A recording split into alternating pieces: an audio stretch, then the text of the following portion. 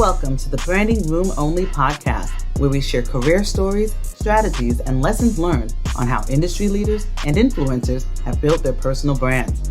Now, let's get started with the show. Hey, y'all. This episode of Branding Room Only, my guest is so inspiring. Robert Gray, President of Leadership Council on Legal Diversity, also known as LCLD.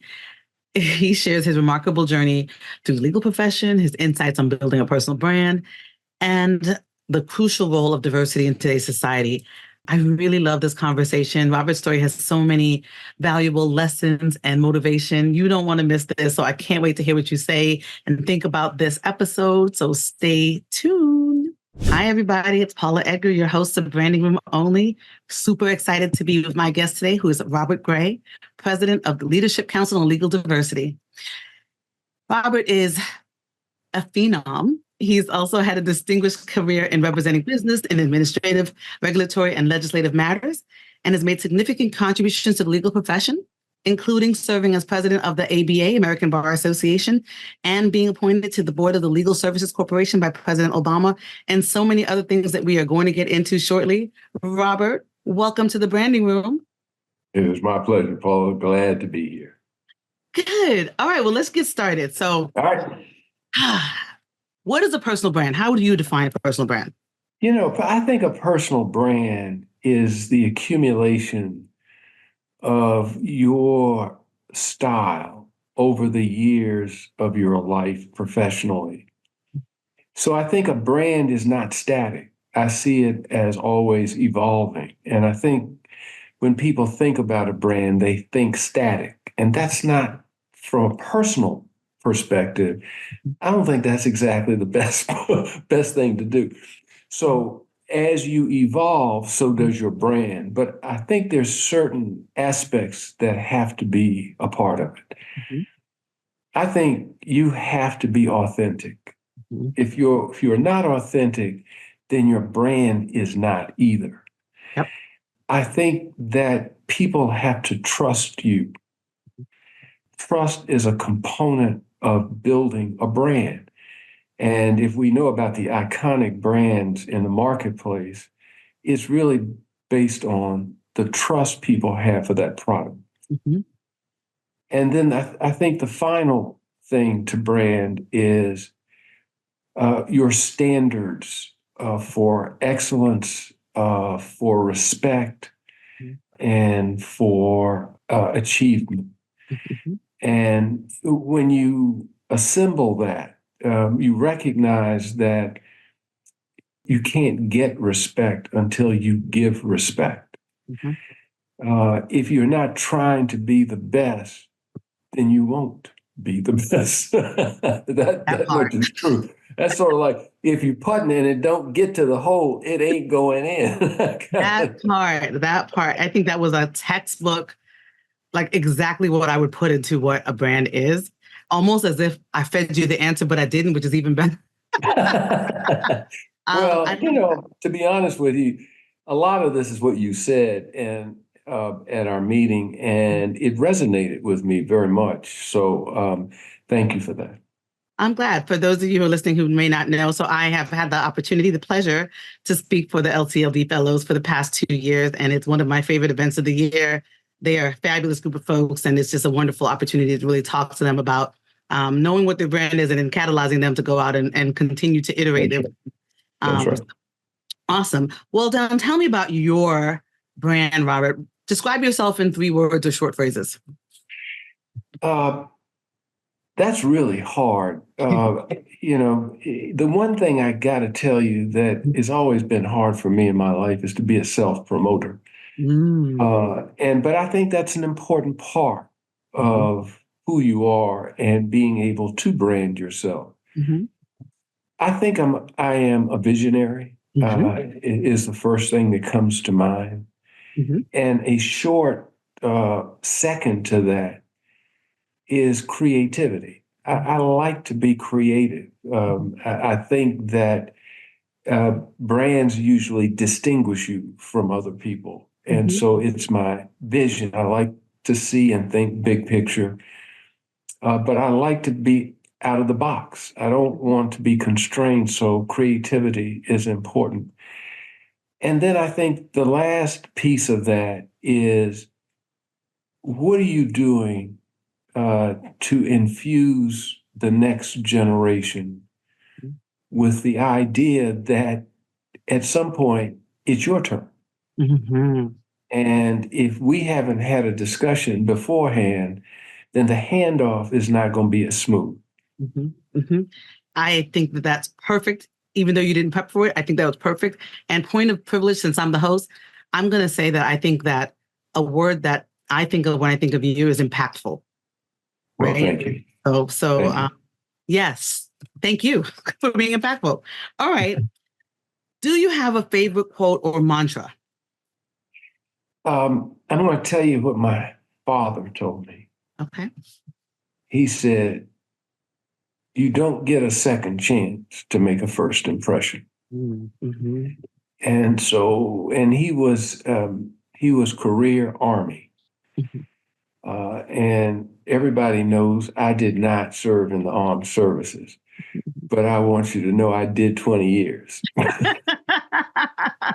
My father had me so regimented, I didn't know what to do.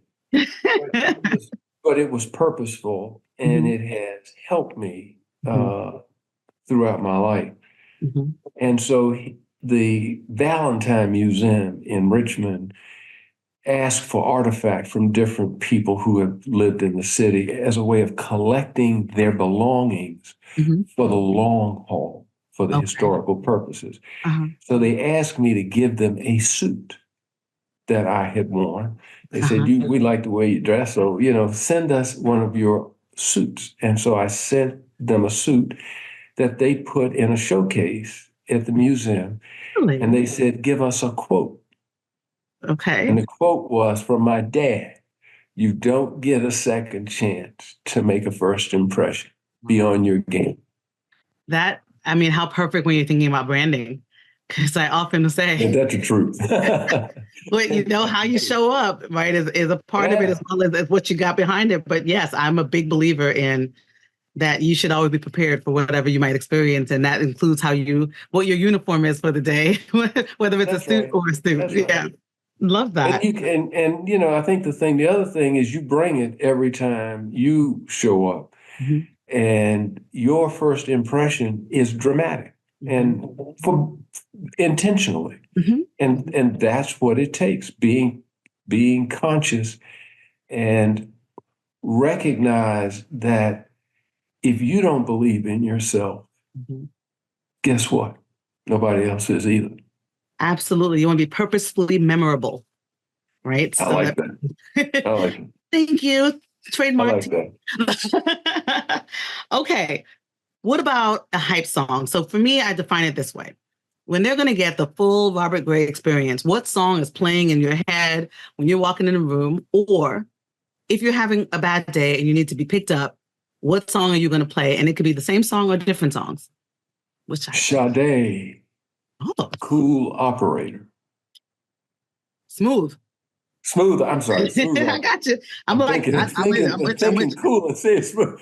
That's because you are cool, but that's a good one. That's a good one. And I think you might be the first person who's selected Sade. So the soundtrack is going to be magnificent for the podcast. That is awesome. That's a good one. My husband's a big Sade fan. Oh, really? Yeah. Yes. So probably I've dragged him to a bunch of concerts, but that was the one where he dragged me. I was like, I like her, but no, he was like, we're going to see this. And it was fantastic. All right. So you've mentioned Richmond. I don't know a lot about where you grew up. Is that where you grew up? It is.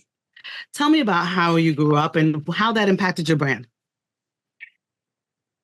Substantially. As I told you, my dad was career military. My mother was one of the most innovative educators in the country, having started model schools in elementary model schools in Richmond. She turned 98 April 10th, and she still works. Wow. She is employed by her alma mater, Virginia Union University, as the program director of their museum that she started. Wow. So and so I've got a dad who actually had two careers. He was military for 20 years, retired, and then went to college. Graduated, became president of the Richmond Urban League, and then an executive with the A.H. Robbins Company, which is a pharmaceutical company that made Robitussin Mm-hmm. and Chapstick, and was the highest ranking African American in that organization at the time. I grew up around the corner from Doug Wilder, who was the first African American governor elected in the country. And I grew up down the street from Oliver Hill, who graduated number 2 in his class at Howard University Law School. Mm-hmm. And I said, Mr. Hill, you were number 2. Who was number 1? Thurgood Marshall. So I saw you talk about my environment. It Right. very much shaped me. Clearly. Wow. Did you have siblings? I have a brother. I have a younger brother Mm-hmm.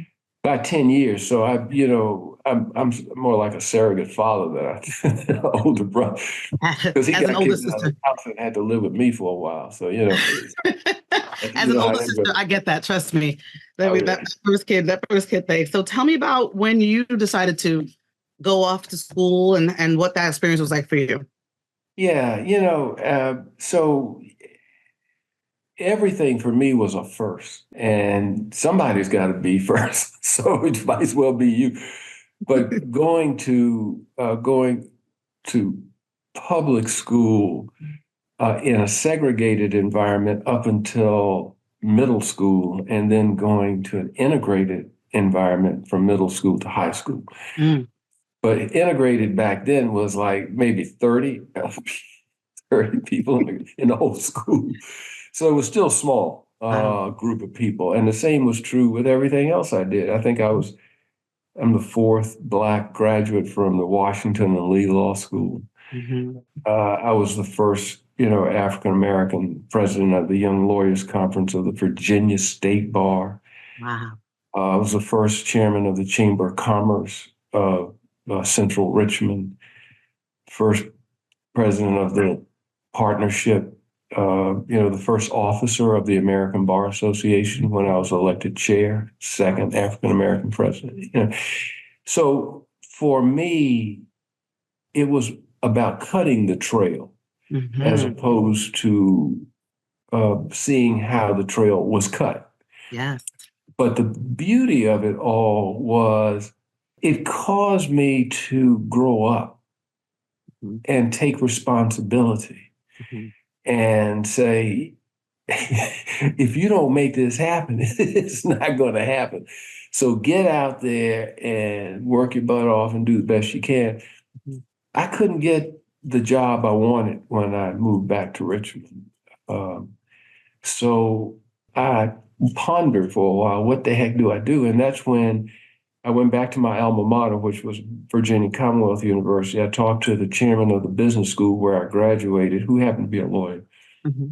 And he said, listen, we would love to have you teach full time at the university Mm-hmm. till you figure out what you want to do. We love you here. So I said, well, good, because I ain't got a job, so that's a good idea. And so I taught at VCU when I was 28 years old, and I was 23 when I graduated. So 5 years later, I'm teaching, and I've got an office next to the people who taught me undergrad. I taught business law, Mm-hmm. and during the day, I started my own law firm. If I can't get a job, I might as well hang out my own shingle, which I did, Mm-hmm. and did lots of different. I was a general practitioner. I did lots of criminal work as court-appointed public defender position. Mm-hmm. This other lawyer taught me real estate, so I created a real estate practice and I went to all the Black realtors in town. And I said, hey, I am going to come in on Saturdays and give y'all all the legal advice you can handle. Oh, And in exchange, I hope you'll come see me with your clients, look at that. I love that strategy. Okay. And it worked. It worked.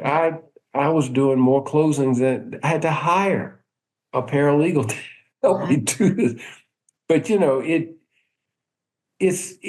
that's the part I kind of like about life is that if it's not clear to you exactly what to do, then you clear it by creating the environment you think you want to be a part of. And interestingly enough, I got appointed by the governor to be the first African American to head the Alcohol Beverage Control Board for the state of Virginia. And in Virginia, it's a revenue producing agency because all the liquor is sold through state stores. So I had 1,500 employees, 136 outlets, transportation, warehousing, very engaged with the legislature, knowing the power players in the government. And at the end of the day, I had a big legislative battle with the biggest law firms in the state. And I got to tell you, I was beating the crap out of them. I really was, until the governor pulled the plug and they got to him. But the result of that, Paula, like you said, is because I put myself out there, now they want me in the firm. They want me when they didn't know me, but now they know me. And so, oh, yeah, we want you in the firm. And the rest is history. I mean, I just sort of progressed along the way, doing different things. But the bulk of my career was being a lobbyist and representing companies before administrative agencies for regulatory purposes, and doing a lot of what I would call pro bono work. I mean, you just when you're a Black lawyer, you volunteer a lot. I know this to be true.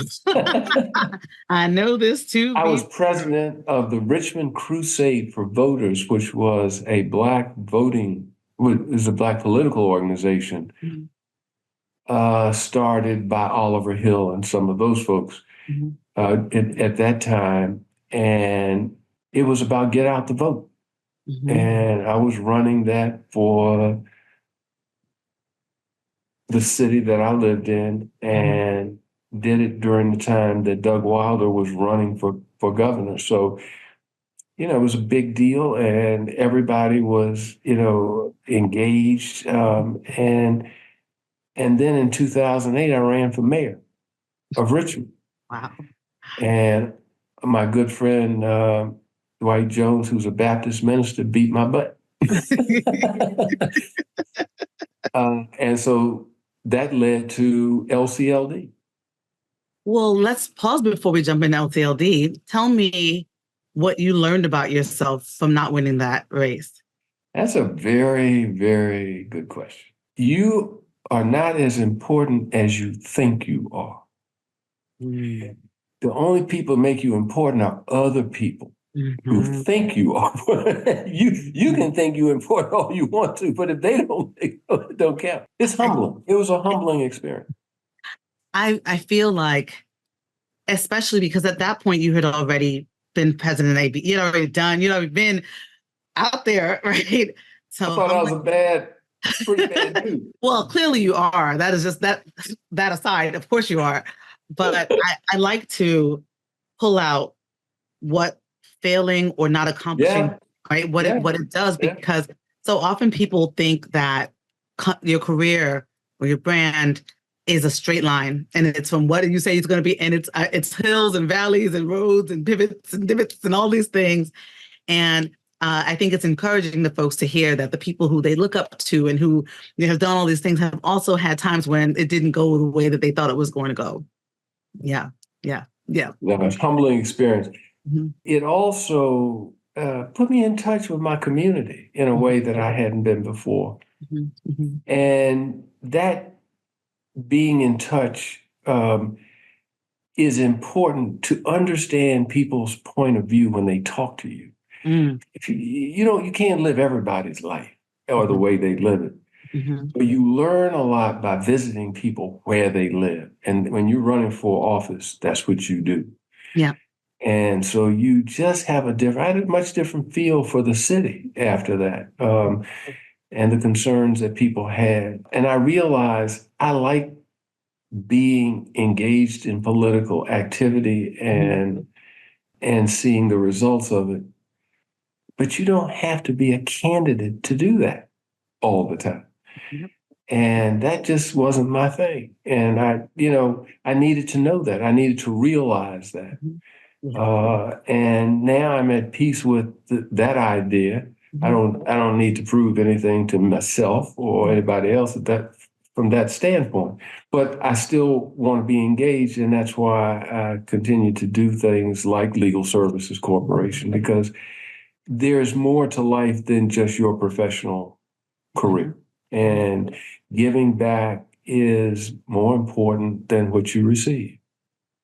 Yes, yes. And I think, a part of, regardless of where the diaspora you're from, anytime I've spoken to anybody Black, there's the ancestral need to do because things have been done for, and to lay the foundation for other folks to have the ability to do it as well. So I hear that. So let's talk about LCLD. So what is it? Why is it important? And what is your focus, your vision as its leader? Should start with the vision that was LCLD, and that is attributed to Rick Palmore, who's the retired general counsel of General Mills. His idea was, we can do better. People are doing what they do, but we can do better. And that's what captivated me, is this idea, what can we do that's better? And the thing that we recognize is something we didn't have, and that was a powerful network of people who cared about us. And the question is, how do we create that network where not only people care about each other, but they care about you being successful just as much as I want to be successful. I care about you being successful. The question is, how do you invest in other people? How do you do it? And we wanted to create a platform, an environment, and a community where not only are we trying to get better and be the best that we can at what we do, but we want to do that with people who we care about and who care about us. And if we can build that community, then that community will take care of itself because everybody in it has the same mission and focus. It is what the majority community always had, was this network, and they took care of each other. It's okay. But we should be able to do the same thing. Yep. And so what you see every time you come is the expansion of that network and the development of those relationships. The other thing another very important part about this is you can't do it on a weekend. You can't hold a conference, have a weekend and say, okay, we're good for the year. No, you're not. You're not even good for the next day. Right. So our programs last over the course of the year so that people can invest in others and build those relationships that then establish a cohesive and sustainable network. So I speak, thankfully, everybody keep hiring me, at a lot of conferences, and for a lot of organizations. And I had always heard about LCLD. I knew a lot of LCLD fellows and folks who are pathfinders and folks in D&I space. But there is nothing that can describe the actual experience of being amongst folks who are, to your point, everybody's special. Put that to the side. They are special. And they are investing in each other's specialness, and they're taking that charge to then go out and say, we're going to use this connection to do better in the world. And it's really I had a chance to meet you several times, but this last time I was like, oh my gosh, I have to have him on the podcast because You spoke about that. You spoke about how if everything that they get stays in the room, then they have failed. Doesn't That work. it's gotta be that you go out and do more. And I'm on a foundation board. And one of the ways we give money is we say it has to be that when we give money, that has to be a multiplier. It has to be that that thing is going to multiply. And LCLD is a multiplier. It's a It cap. is. It It is. is. You captured one of the key phrases is we want it to be a multiplier effect. Yeah, Mhm. you're right. It is exactly that because you always know. I know before I even talk to people, I'm like, oh, that's a fellow. That's a fellow. I know because they show up differently. Because I mean, and to be frank about your team, there's so much thought that goes into what their experience is going to be. It's why I love it. It's why I stay for the whole conference. Sometimes I speak at conference, I'm like, okay, I gotta go. But I'm like, no, I got to stay because I get as much out of it as I also give into it. That's And good. so I think that it's powerful. One of the other things about LCLD that I want to make sure that folks know, it's not just the participants, but you're also bringing together the change agents, the leaders, the folks who are making decisions to talk about what is going on in the world, in their worlds, and what we expect from their investment into the people who they've put into the program. And I think that that is another piece that makes this very different, especially now, especially with what's happening with diversity and inclusion now. So I wanted to give you some space to talk about what your thoughts are about the state of diversity in our profession, generally in this country. Now, what are your thoughts? Well, you know how I feel about this. Mm-hmm. The diversity train has left the station. Mm-hmm. We are not going to be a less diverse society. Mm-hmm. So that's done. Mm-hmm. Question is, what kind of society do we have as a result of that? Mm-hmm. And my sense is there will always be obstacles for us Mm-hmm. in this country. It is just ingrained in the psyche Mm-hmm. of this country because we started out Mm-hmm. as subhuman. Mm-hmm. And so you don't just get human overnight. When people don't think you Yep. even belong to the race of Yep. human beings, you got to, so, we will always have that as a challenge. Mm-hmm. But it's like everything else, everything has a season. Mm-hmm. So, it might be your season this time. But let me tell you something. The train has left the station and it's motoring down the tracks, and you can throw some gunk on the track and slow it down. I'll give you that. Mm-hmm. But you ain't stopping the train.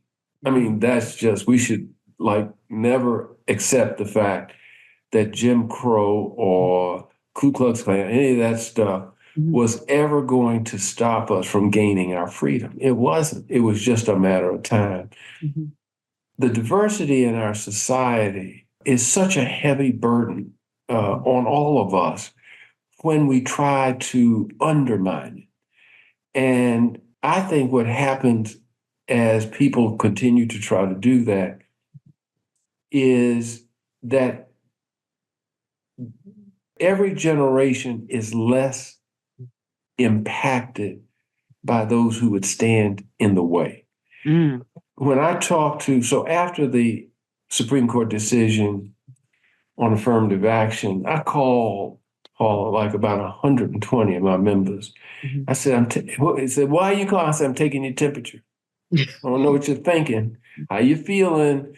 Tell me what's up. And what I got was, you know what? It kind of pissed me off more than it did anything. I think we go, what are we going to do? And so I think this generation of general counsel are not afraid of diversity. They're in their 40s, 50s. It's just not a thing to them like it was to my generation. Mm-hmm. And so there is less angst about trying to do diversity. Mm-hmm. Now, did some people sort of use that as an exit strategy? Yeah, they did. And you're going to have that. Mm-hmm. Just like they used George Floyd as an entry Yeah. strategy. They used FFA as an exit strategy. And So it was true. like, what are y'all about? Mm-hmm. But Mm-hmm. they're not going to be there on the long haul. What we're looking for is people who are going to make the investment toward a more perfect union and toward a profession that reflects the population that it serves. Mm. I mean, that period, close the envelope. Yeah. In a nutshell, a lot of law firms contacted me and were like, Paula, what are you hearing? What's going on? And I'm hearing, I'm a girl from Brooklyn, New York. I don't like bullying. We are bullies. We don't like to be bullied. That's right. We're the So, bullies. right, exactly. I'm like, well, that's what we do here. And so I think of this as any other time a bully shows up, right? They will continue to bully you if you continue to back down. And so the more that folks realize that this is just a tactic and we have the exact tools that they have, they've got the law, so do we, to be able to use it to our benefit, to be able to say, and the people who actually care, you'll see that they continue to care. What I encourage folks to look out for is the folks who are showing that they don't. Oh, Because yeah. people have choice. We can choose That's with our true. vote. We can choose with where we decide to work. We can choose with who we choose to engage in terms of business. And they will then learn that, there are repercussions to when the decisions that you have made. And so, yeah. Yep. Yeah. At the last LCLD fellow meeting, you spoke about this. And I, again, had that same thought. I was like, it's one thing to read all these headlines that are like this attack on diversity and backlash and diversity fatigue and all these things. It's like, no, we need to talk to people who are like clear-headed and like, this is not, we just got to keep on pushing. This is, yes, a slowdown, but it's not a stop. And to your point, I don't think it can never stop. The society has moved such that even if we wanted to stop it, it couldn't stop.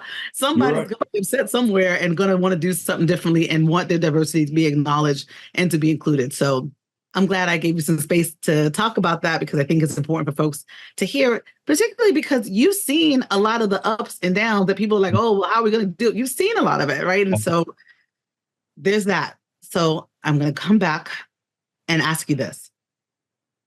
Mentorship.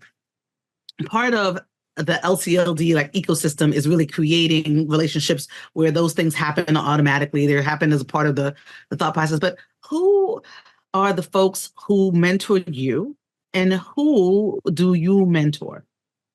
Mentoring is not always one-on-one. Mm-hmm.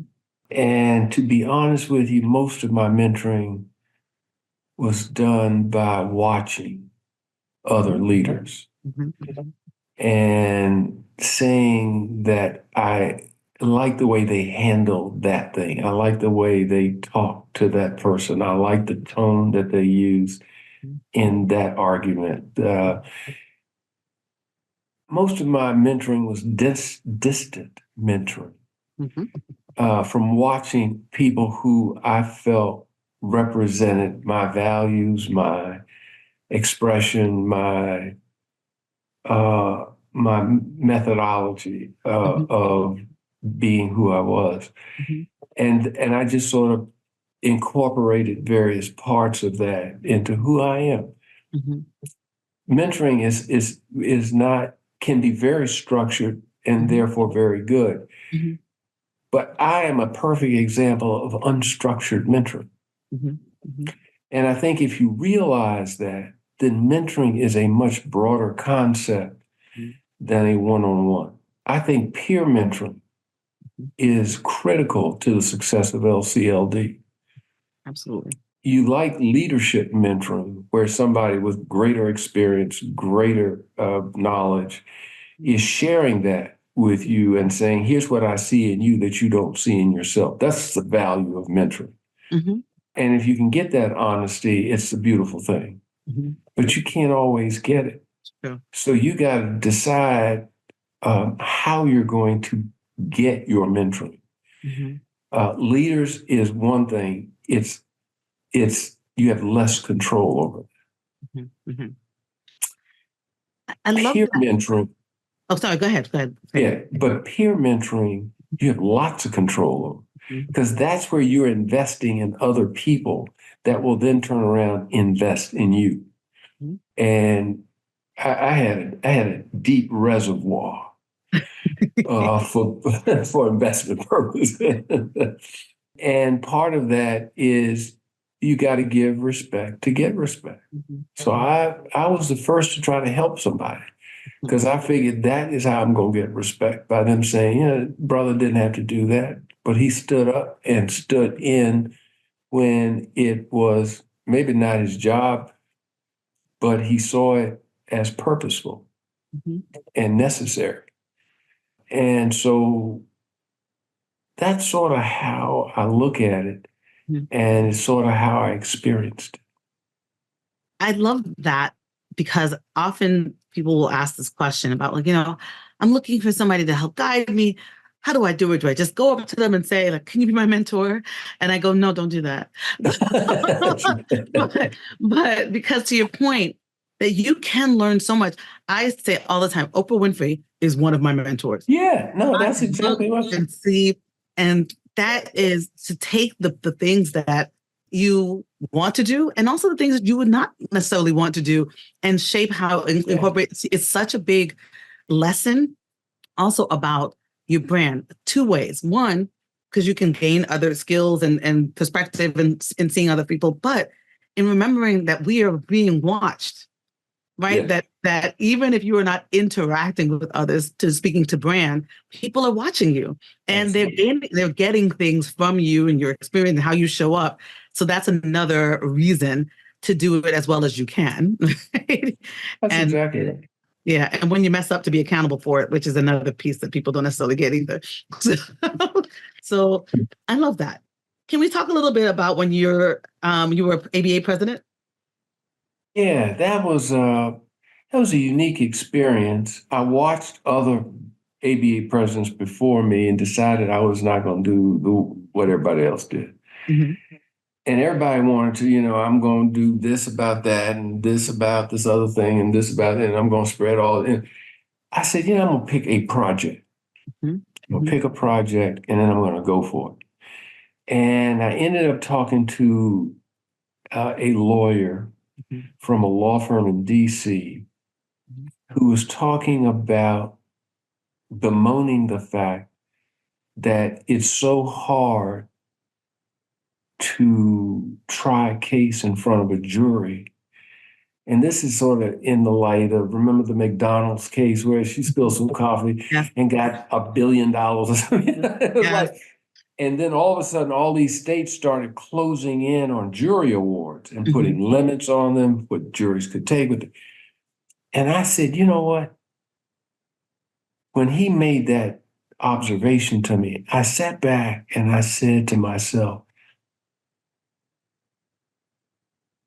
that is the most integrated institution in our government, is jury service.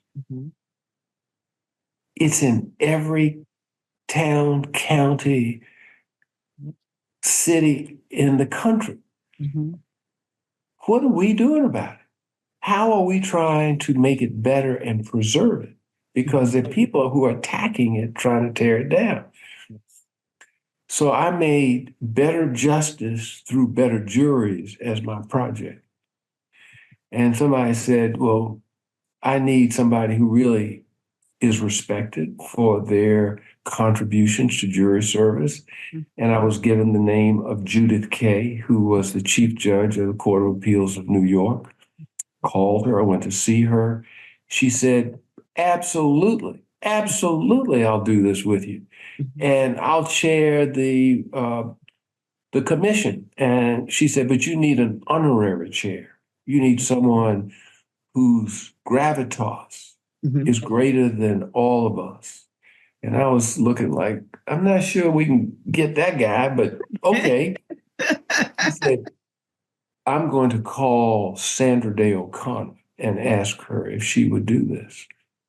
And I'm going to invite her to talk to you. And that means you'll have to go visit her And I did. And I walked into her chambers and she said, Mr. President. And I said, Madam Justice. She said, I know why you're here. The answer is yes. What else would you like to talk about? Wow. Whoa. So Judith Kay was the chair of the commission. Sandra Day O'Connor was the honorary chair. And another woman who was the past chair of the litigation section of the ABA was in charge of the working group. Mm-hmm. I had 3 women in charge of the capstone program that I was putting together in the ABA. No guys. And every one of them showed up. Justice O'Connor called me and said, I've called the DC Superior Court. I'm going to go and panel the jury myself. I'd like for you to be there. Let's show them what we're talking about. Wow. Right. you then show up because Wow. People took ownership. They said, we're going to do this. I'm going to tell you who was on my working group. He was the general counsel of Merck. Was Kim Frazier. Not when he was chairman or when he was general counsel. Wow. Wow. So that's how far back I go with it. Anyway, that was back in 2004. Wow. So, I'm glad you just said when it was, because I know what I see it in your CV, but when you think about the longevity of the profession, and then when you hear people talking about first, and you've talked about a lot of firsts, and you realize some of those firsts were like a hop, skip, and a jump by. Not a long time ago for these firsts. And it's why it's so important for us to talk about what we have done and what still needs to be done. There's still so many firsts that are out here.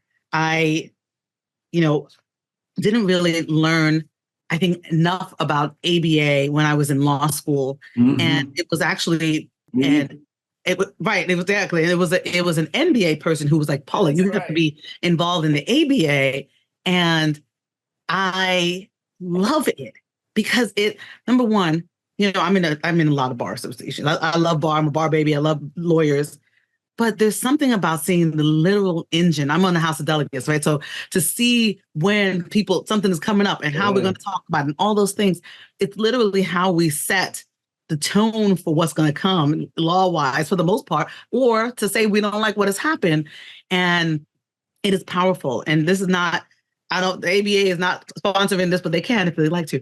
But that it's just, bar membership is so important. And for folks who are not lawyers, understanding what the bar is doing is also still important to lay folks as well.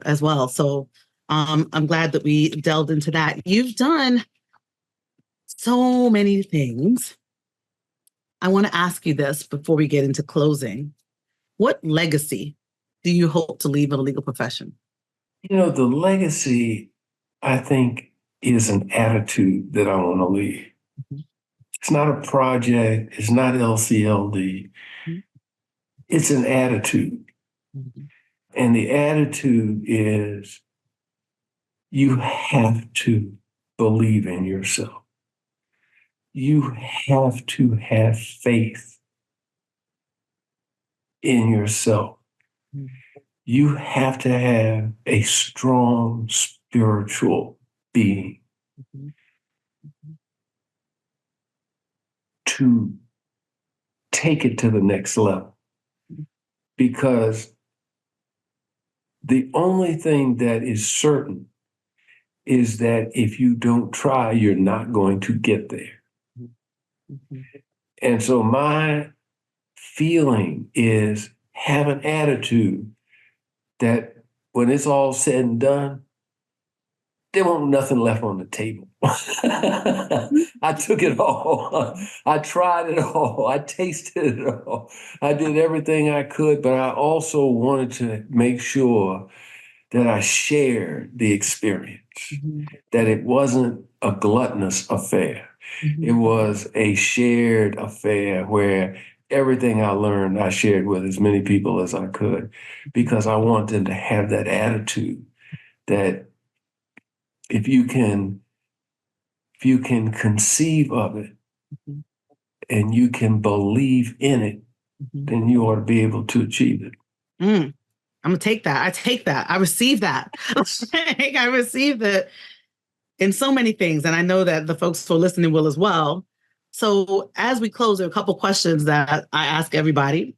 One of them I'm really interested in hearing is, what do you do for fun? Ah, well, I collect art. I like collecting Black art particularly, but I like collecting art. And so I'm always sort of a good friend of mine is an art dealer. Uh-huh. And that's not a good thing to have as a friend because they bring you very expensive paintings. And they go, look what I'm selling. I go, well, how much does that cost? I said, well, I already bought a car. I don't need, how many of these things? But I thoroughly enjoy Mhm. artistic expression, and to find out how we expressed ourselves through art is fascinating Mhm. in the paintings that anyway. So paintings I like. The other thing I really have enjoyed is trying to keep myself physically in shape, Mhm. and to learn how to play something that intuitively has no rhyme or reason. That's golf. I was gonna say it has to be golf. I mean, it just doesn't make any sense how you're supposed to swing the club and where it's supposed to go and all that. But to be outside, to be able to walk in such a beautifully manicured Mhm. lawn, Mhm. and be with friends, Mhm. to share them. I mean, you're not playing against them. The only thing you're playing against is yourself. Yeah. And so it's kind of up to you how good you are. And nobody's standing in your way, and so it's hard to explain when you don't do it. What happened? What happened? You're talking to yourself in the mirror, like, what did you do? Exactly. I I love that my grandfather was a golf caddy in Barbados, Oh, at Sandy that's Lane a in that's a Barbados. big deal. Yeah, and so That's a we big deal. often bring in golf type things, and I, as a part of the bar association, we chair every year a golf tournament, which is actually coming up. And I don't know how to play golf, but I do love how to wear a golf outfit. I can do that. Ooh, I can do the that's outfit. important. I That's can important. pretend to play golf. That's right. That's right. Well, We let me can- tell you something. Everybody think, even people who think they can play golf, Mhm. that's another humbling sport. I mean, it Mhm. really is. I mean, you think you got it, and it's just okay. I can do this, and you go back out and you go, where did I leave my life? Where did it go? I can't figure this out. Uh, Anyway, it's a lot oh, of fun. I love that, and I love the art piece as well. Have you had a chance to see the Harlem Renaissance at the museum at the Met? If not, but I'm going to New York. I've got a couple of trips, and I'm Hey, going. you call me when you're ready to go because I love it. Okay. I All right. studied I studied museum anthropology in undergrad, and Oh, that's the studying of how people go through museums, yeah. and I love museums, and I got to go to the opening of the Met at the Harlem Renaissance. It was fantastic. It's excellent. The art is gorgeous. So when you come, give me a ring. I'm just going to be there. We're going to hang out. I'm looking up, I think I've got about six Yeah. photographs Mhm. from Vanderzee, Oh, Harlem wow. Renaissance, right? Yes. And I've got one of Joe Louis and one of, I'm looking at, uh, what's his name? Who was going to take us back to Africa? Uh, Um, oh my gosh. you know, Yes. Him. I know who you're it's on talking the tip of my tongue. I know. I'm like, we both know who we're talking about. Anyway, Garvey.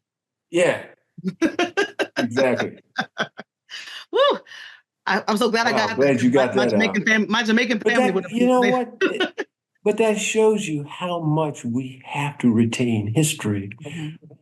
Yeah, And I think the other thing, I'll tell you, let me close on this too. sure. We have to,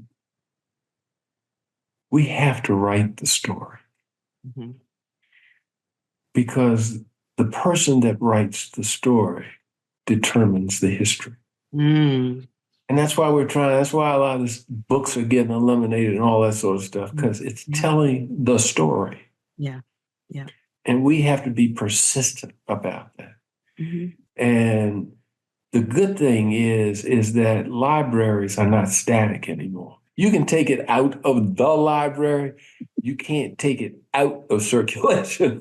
Yes. And so all of this is really performance based. What are you doing? You can't eliminate the damn book.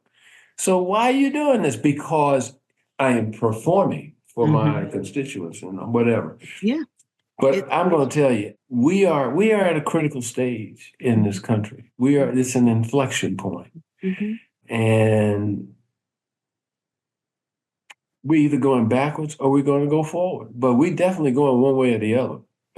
We ain't standing still, because the forces that want to take us back are strong, and they are vocal, and they are exercising their will politically, legally, and otherwise. And unless we are firm in our commitment, firm in our understanding that together we are the United States, but divided we are not. And we are vulnerable to many challenges if we don't stand tall. But we're going to find out. We're going to find out pretty soon who we are. And once we do, I think some of this will take care of itself. It'll be like, you took your best shot, now you better go on home, because we're about to take you out. We have to go forward, because we cannot go backwards. We have to go forward. Even if it's a little bit, we got to go forward. And so I take it to heart. I sit and think about what everybody can do in this space. And people ask this question all the time. I don't think that people have to do the same thing, but we have to do something. We have to do something. And if anybody takes from this, and I know that you all will, is that we have to decide what our values are, what our priorities are, what our goals are, and then do something towards that. And you know what? The other stuff is really important, but the last piece that you just said, it's the only way you change the course of history. Because if the story you're writing is the past, it won't work. You have to write about the present and what you're doing in it in order to affect the future. I usually end on two other questions, but I'm not going to do that. I want to end right there, because I love that perfect point on that. Robert Gray, thank you so much for spending some time with me. I'm going to send everybody, let them know what LCLD is. I'm going to put all these links and everything so they can find out more about you and the work that you do. But just from me, and then from all of my followers, I appreciate all the impact that you have had with your visionary leadership and your creativity and thinking out of the box. It is making us and the world a better place. And we thank you for it. Thank you for joining me today. Paula, thank you. And thank you for all that you do and the beautiful person that you are and all the love you bring every time you show up. Thank you. Oh, thank you. All right. See y'all. Ciao. Wasn't that an incredible conversation with Robert Gray? I feel filled with so many insights and inspiration, and reflecting on what our discussion was. It was so clear that Robert's journey through the legal profession and his dedication to diversity have profoundly shaped both his career as well as the lives of so many others. His experiences and perspectives remind me, and hopefully you, of the importance of building a personal brand that resonates with authenticity and purpose. So let's make sure we carry forward some of the lessons that we learned from leaders like Robert to create a more inclusive and supportive profession and world. If you'd like to learn more about LCLD and more about Robert and the work that they do, make sure you check out the link in the show notes. As always, thank you so much for tuning into Branding Room Only. Don't forget to subscribe, leave a review, and share this episode with your network. Keep on building your brand and making a difference. See you soon. Bye, y'all.